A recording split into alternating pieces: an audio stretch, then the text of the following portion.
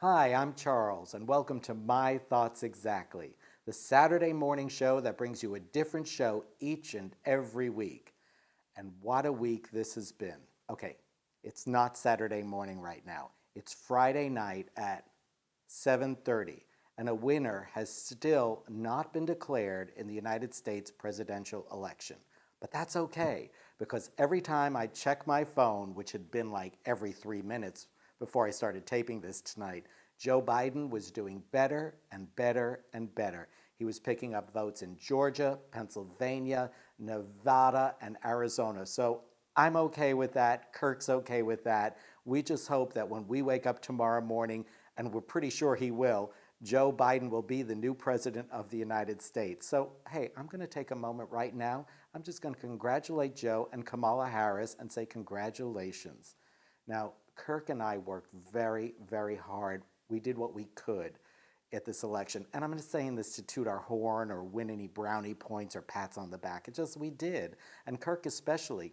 Kirk got up every morning and was at the early voting polls in Wilton Manors at 7 a.m. He handed out palm cards from 7 a.m.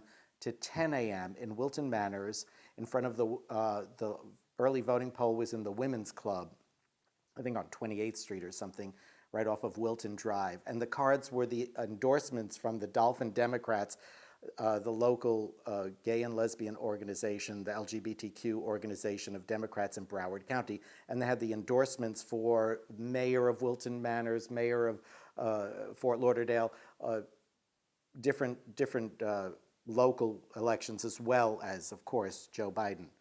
So Kirk was handing out those cards for like 7 days in a row. On Saturdays, I was making phone calls for the Democrats for Florida, for South Florida, the Gay and Lesbian Democratic Organization for South. No, it wasn't the Gay and Lesbian. I'm sorry.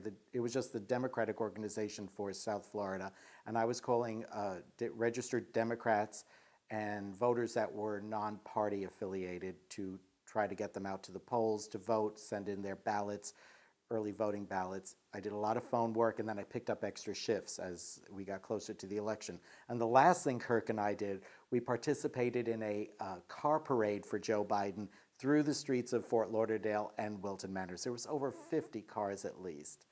So we're very tired, as everyone in this country is right now, from dealing with this election. We're ready to move on. I'm ready to see Joe Biden in the White House. And all I can say is I want the last 4 years of my life back. But this is not a negative show. I want to keep it really positive and keep it in a positive light. So let's talk about some good things.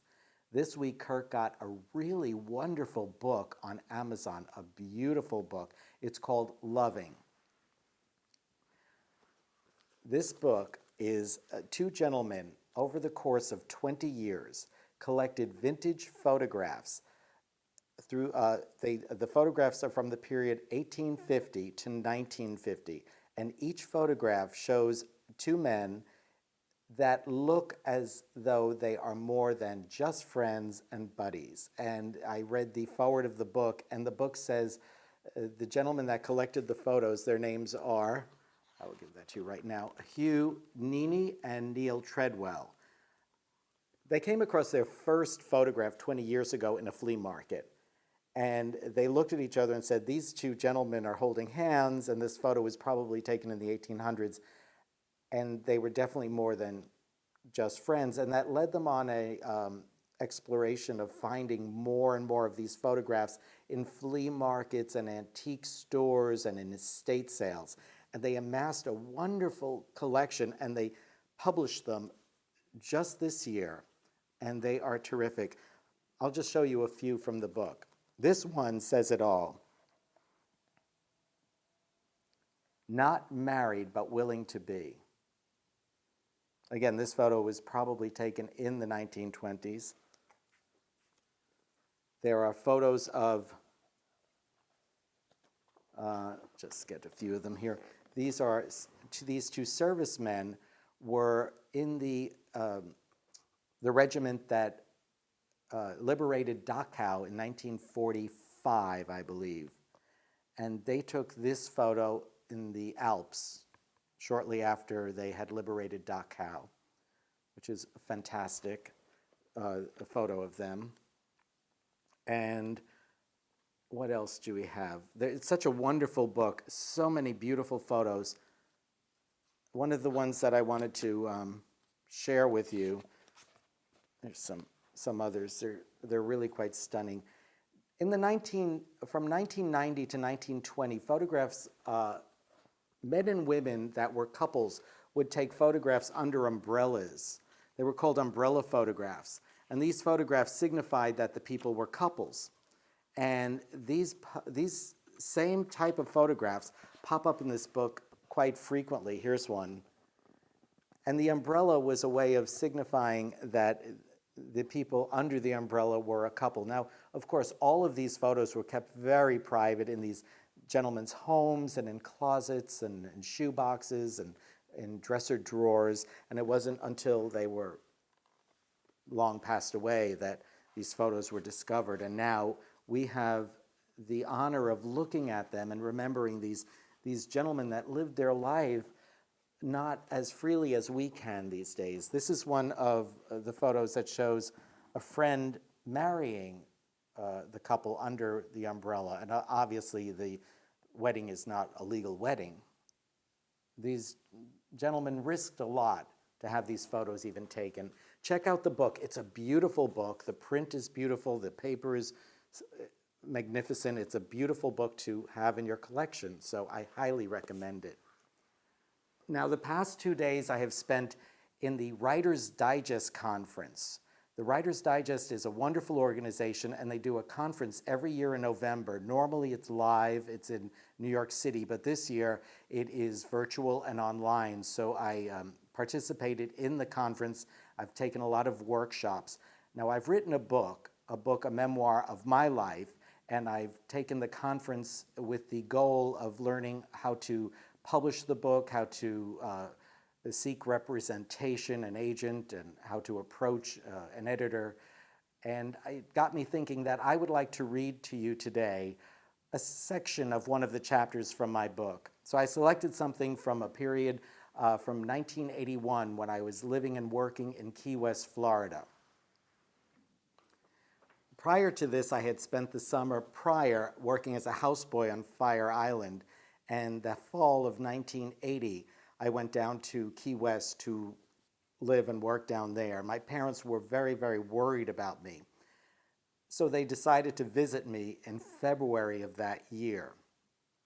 Now I have to say a little bit of an explanation for when you hear this. Right before their visit, I had contracted ringworm on my face. It was devastating to me. I was 21 years old, and the ringworm was just something that took over my whole face the day or 2 days before they arrived. So that's a little something you need to know before I read the story. My parents' visit was going much better than I had expected. On the way back to the southernmost inn, I decided to walk my parents past La-di-da. "Here's where I work now, Ma." I looked at my mother's face, hoping for her approval. "Wow, fancy." I pointed up to the balcony. "That's where Jose Marti made speeches." "Who?" I explained who Jose Marti was. He was a great Cuban patriot, loved by all the Cuban people. My parents nodded their heads, attentively absorbing the information in my little history lesson. "I guess he was a good man, right?" my mother said. "Right," I answered, "a good man." Through the ficus hedges, I saw Pano waiting on a table.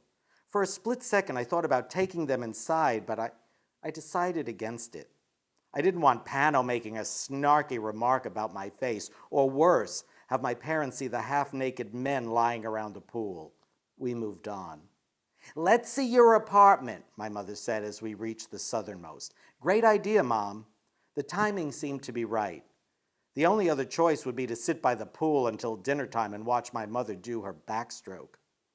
"I'll ride my bike and you and Dad can follow me in the car." Riding the 6 blocks to my apartment on Von Pfister Street, I was aware of their presence behind me in the car. I imagined the conversation they were having. "I wish he would come back to New York," my mother would have said to my father. My father, more relenting, would have replied, "Let him stay here for a while and get it out of his system. He seems fine." My mother inspected my apartment as if she were considering purchasing it for her new home. She opened all the cabinet doors. "You have enough food?" This reminded me that I still hadn't replaced Gilles' box of rice-a-roni. What flavor was it? My mother moved on to the bathroom, pulling back the shower curtain to inspect the tub. "You have enough towels? We can give you some from the motel." "No, I'm good," I lied. I would have enjoyed a fluffy white towel from the southernmost, but didn't want to encourage my mother's pilferage. "Who's your roommate?" my father asked. "A guy named Gilles. He's French-Canadian, from Montreal." "I like Canada," my mother said. I knew she did. "Such a pretty country. Remember when we went to Expo 67? "Yes," I said, although I didn't. My mother looked at me and smiled, a sweet smile I had never seen before. The afternoon sun shone on her face through the living room window. She looked beautiful. Her eyes told me that she realized I had grown up. I wasn't her little Sputnik anymore. We both needed a moment to take it all in. There was so much in my life she did not know about, nor would I ever tell her. Tex, my drag days on Fire Island, my nights at Studio 54, the alcohol I consumed, the drugs I would take, the anonymous sex. No, at that moment it was enough that the three of us just stood there, a family. I decided that I would treat my mother and father to dinner. I would take the money I had stashed in the toe of my sneaker in my bedroom closet and I would pay. "Let's go to dinner, my treat. We'll have some more Cuban food," I announced. "There's this place called La Lechonera a few blocks away. Rice and beans, roast pork." "Sounds good," my father said. The most expensive entree at La Lechonera was $9.95, and I quickly calculated that my $45 would be enough, provided we split a dessert. We headed to the door. My mother turned back to get one last look. "You need more furniture, someplace to sit down." I nodded in agreement. "One day." My father stopped when he reached the door. He held out his hand. In it were several $20 bills. "Here," he said, "buy yourself something you need." I quickly shoved the money in my pocket, slightly ashamed that I needed it. "Thanks, Dad," I said. After dinner, they dropped me off at my apartment. I took the money out of my pocket and counted it. It was $200. I put it in the toe of my sneaker in my bedroom closet where my $45 had been. I laid down on my bed and cried. I hope you like that. And thanks for watching the show. Thanks to all my subscribers. I want to say hello to my friends Adrian and Jimmy. I want to say hello to my friend Derek from Palm Air.